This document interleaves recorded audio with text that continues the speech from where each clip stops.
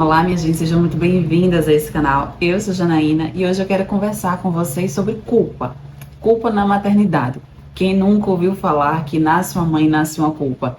Eu acredito que você já ouviu essa frase.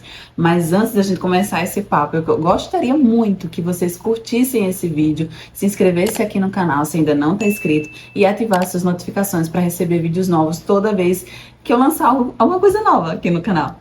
Tá, minha gente? Então vamos lá. Bem, esse vídeo que eu queria trazer mais, todos os vídeos são muito reflexivos, né, que eu trago aqui temáticas para a gente refletir sobre. E a culpa é algo que ainda me pega muito, sabe? Quando eu fiquei gestante, e aqui tem um vídeo falando só como foi a minha gestação. Se você não viu ainda, procura aqui no meu canal, que tem um vídeo só falando sobre o meu período da gestação, período do puerpério também. Mas já na gestação, eu já me vi permeada de culpa por um monte de coisas, tipo, eu vou deixar os meus sonhos de lado por causa da maternidade.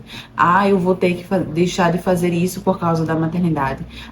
Eu não posso mais fazer tal coisa. É sempre o não posso, é sempre eu vou ter que deixar de lado, é sempre a gente tendo que abrir mão de alguma coisa por causa da maternidade. E se a gente não abre mão, a gente se culpa, né? Mesmo que seja em prol da nossa saúde. Eu lembro de um episódio, inclusive, eu tenho que voltar a fazer isso, né? Que é exercício físico, tá?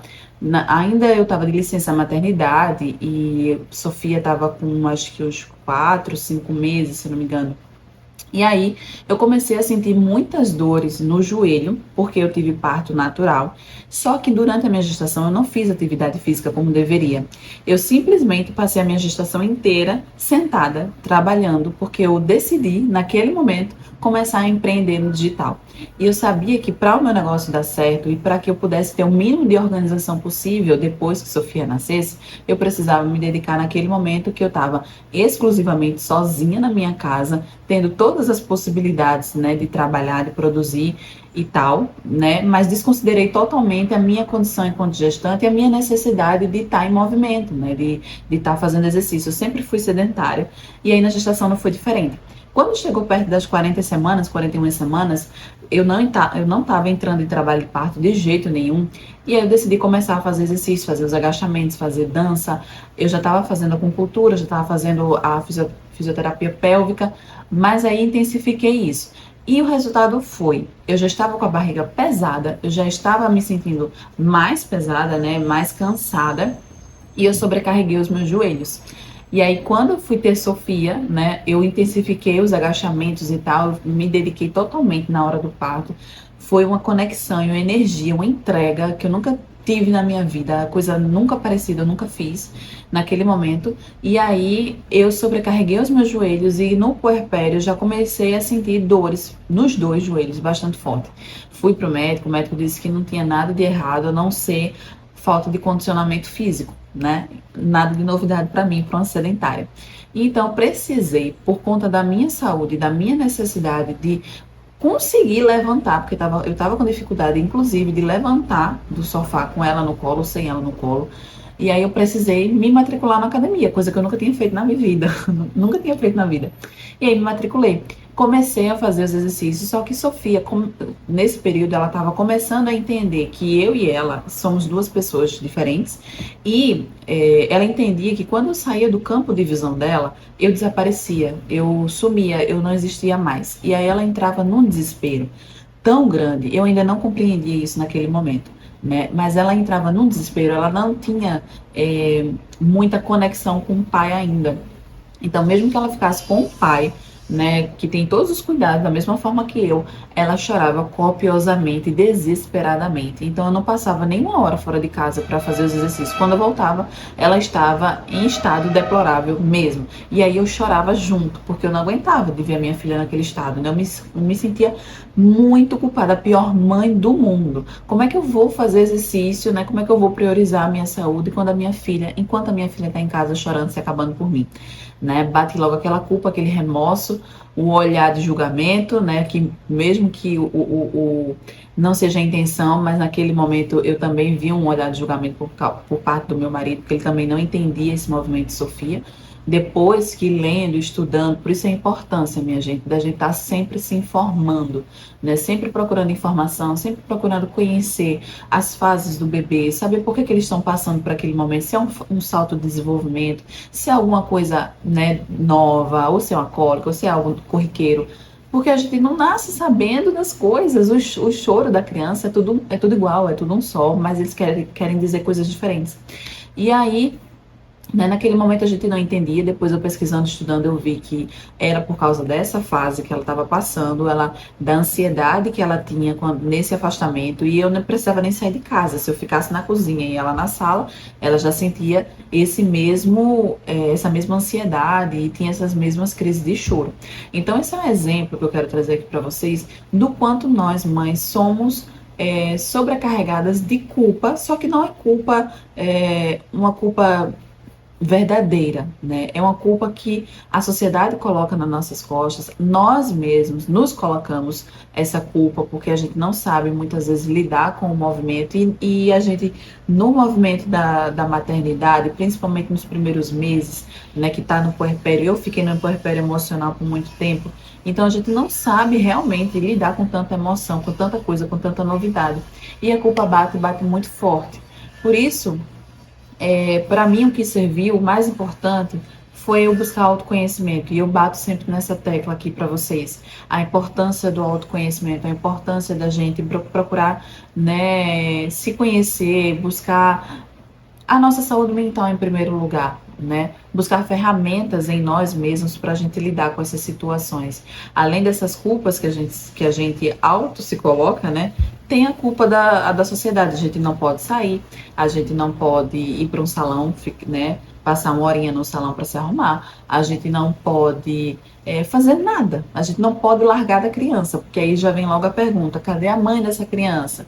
Ninguém pergunta onde é que está o pai, né? Mas cadê a mãe dessa criança? Numa situação de birra mesmo, que já tem um vídeo aqui falando sobre isso, é sempre a mãe que está nessa cena de birra com a criança. Cadê o pai dessa criança? Ninguém se pergunta, né? Então, assim, são muitas situações que a gente não deveria colocar nos nossos ombros, a gente não deveria carregar isso como um fardo, porque não é nossa, tá? Não é algo nosso, é algo que tentam e conseguem muitas vezes nos colocar como sobrepeso, como sobrecarga, como responsabilidade. E eu venho dizer aqui para vocês de todo o coração que não é fácil. Eu sei que não é fácil, porque muitas vezes eu me pego mesmo cobrando. Eu preciso fazer uma viagem de trabalho. Eu preciso trabalhar. Eu preciso voltar a trabalhar. Eu não tenho como ficar com a minha filha o dia inteiro. Me culpei muito por isso também. Inclusive, a minha ideia de empreender no digital, né, lá na gestação, foi para que eu pudesse passar o primeiro ano da minha filha junto com ela, né, porque eu não tenho rede de apoio e eu não queria delegar esse cuidado para ninguém, eu não queria colocar ninguém na minha casa, eu não queria deixar minha filha no berçário, eu queria estar com ela, junto com ela, mas a necessidade, a realidade não permitia. Então, assim, eu precisava voltar a trabalhar fora de casa, eu precisava deixar minha filha com meses de idade em um berçário, né? E a culpa bate muito forte, porque minha filha não vai aguentar, minha filha vai sofrer muito, eu vou sofrer muito também, eu não vou dar conta. E a gente dá conta, né? Quando a gente vê que entra no movimento, entra no flow e as coisas vão acontecendo, a gente vê que a gente dá conta, a gente vê que a nossa filha, nosso filho dá conta, sim. Óbvio, a gente precisa ter paciência, porque para a criança é tudo muito novo e é tudo mais difícil, né? Porque para ela experimentar a distância, experimentar a ausência, experimentar sentimentos que para ela é novo, é muito mais difícil do que para a gente que já tem a maturidade, que já tem o nosso emocional, né? A nossa parte do cérebro emocional formada. Então é muito mais difícil para o bebê e precisa de muito mais paciência. Mas a gente se culpa assim. A gente se culpa por tudo. A gente se culpa se dorme mais um pouco. A gente se culpa se não passa tempo de qualidade com a criança, né? Eu me culpo muito quando eu chego do trabalho. Eu trabalho meio turno, né? Fora de casa. E eu chego em casa e eu não dedico tempo suficiente, que para mim suficiente é passar a tarde inteira com ela. Mas eu não posso passar a tarde inteira com ela porque eu tenho atividades da casa para fazer, eu tenho alguma coisa do meu trabalho digital para fazer. Porque se eu não faço isso, se eu não me organizo minimamente, eu não consigo dar conta dos trabalhos que eu tenho para fazer, que na verdade, são trabalhos que vão me levar futuramente a ter mais tempo com ela, tempo de qualidade com ela. Nesse período eu preciso eu preciso sacrificar um pouco desse tempo e eu me culpo demais. E eu não sei vocês, me contem aí nos comentários como é essa relação do tempo de qualidade de vocês com seus filhos, porque aqui nessa mãe de primeira viagem ainda está sendo bastante difícil, né? Eu saí de casa para trabalhar, eu converso muito com ela, eu digo, Sofia, mamãe vai, mas mamãe volta, tá? Não precisa ficar desesperada, não precisa chorar, eu sempre falo isso, mas embora eu sei que o chorar faz parte, né? Mas ela já tá bem mais calma, ela já compreende, mas ela me espera chegar no meio-dia. Então, assim, ela sabe que a mamãe vai estar em casa de tarde. Vai chegar um período que eu vou precisar deixar ela o dia inteiro na creche. Não sei quando, mas isso vai acontecer em algum momento. E aí vai ser outro processo, outra batalha. Então, assim, minha gente, tem muitas culpas que a gente poderia amenizar se a gente tivesse uma rede de apoio, né, do lado, para quem tem rede de apoio verdadeira, que está ali para te ajudar, disponível, sem pedir nada em troca, né, que se oferece para isso.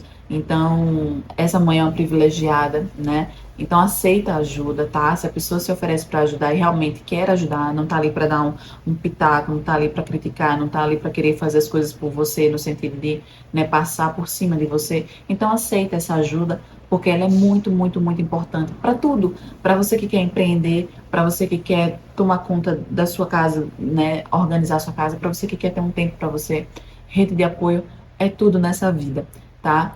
Eu, infelizmente, conto com algumas parcerias, né, por algum tempo, mas não é uma rede de apoio fixa, por conta da logística, da distância da família, mas sempre que peço, as pessoas estão disponíveis e isso é muito importante para mim.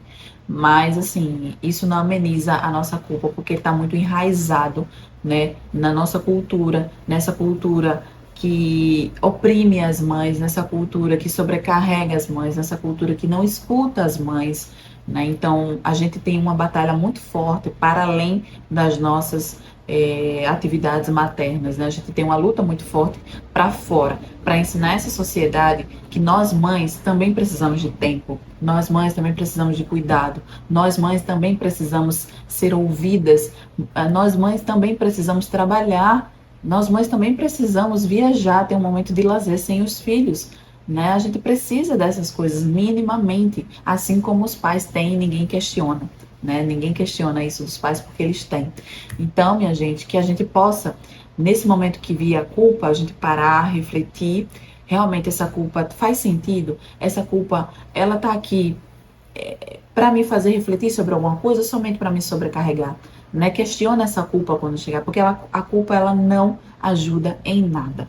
Tá? Ela pode estar ali refletindo algum sintoma, alguma coisa que precisa você pensar sobre, refletir, mas a culpa em si, ela não ajuda em nada. Ela só nos faz adoecer e sofrer, tá? Então, é uma dica do coração dessa mãe de primeira viagem que está passando por tudo isso também, é que vocês se acolham, né? Se não tem rede de apoio, se acolham em primeiro lugar e vamos nos apoiar juntas. Deixa aqui no comentário se você gostou desse tema, se realmente você também é movida pela culpa, se você realmente também, né, já passou por alguma situação como essa. Não precisa ser mãe de primeira viagem, tá?